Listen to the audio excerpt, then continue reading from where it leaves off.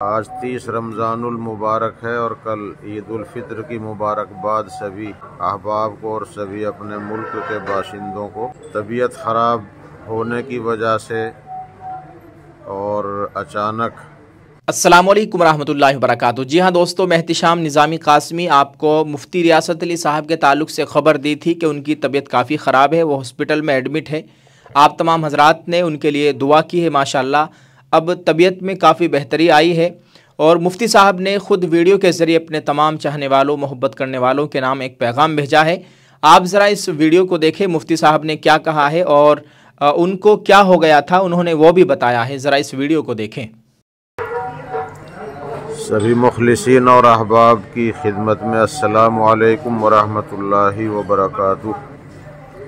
आज 30 रमज़ानुल मुबारक है और कल ईद उल फित्र की मुबारकबाद सभी अहबाब को और सभी अपने मुल्क के बाशिंदों को।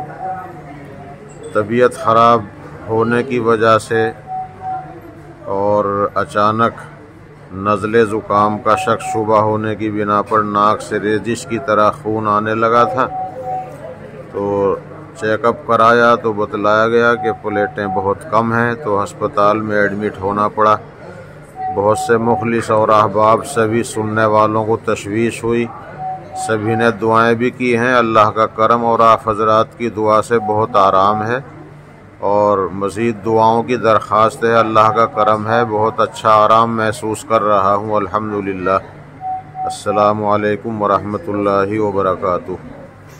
दोस्तों, आपने देख लिया है दारुल उलूम देवबंद के कदीम तरीन उस्ताज़ और एक मशहूर व मारूफ मजहबी स्कॉलर, उत्तराखंड की मशहूर शख्सियत हज़रत मौलाना मुफ्ती रियासत अली साहब ने हॉस्पिटल से ही अपने तमाम मोहब्बत करने वाले लोगों के नाम ये पैगाम भेजा है, उनको ईद की मुबारकबाद पेश की है और अपनी तबीयत के बारे में भी उनको बताया है।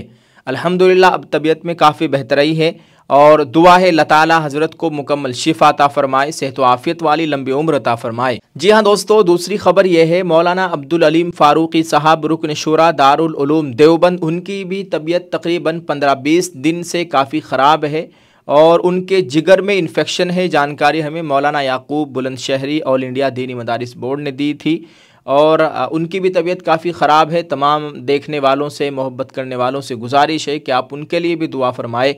अल्लाह ताला मौलाना अब्दुल अलीम साहब फ़ारूक़ी को मुकम्मल शिफा अता फ़रमाए, उनका साया हमारे सरों पर तादेर कायम व दायम रखे।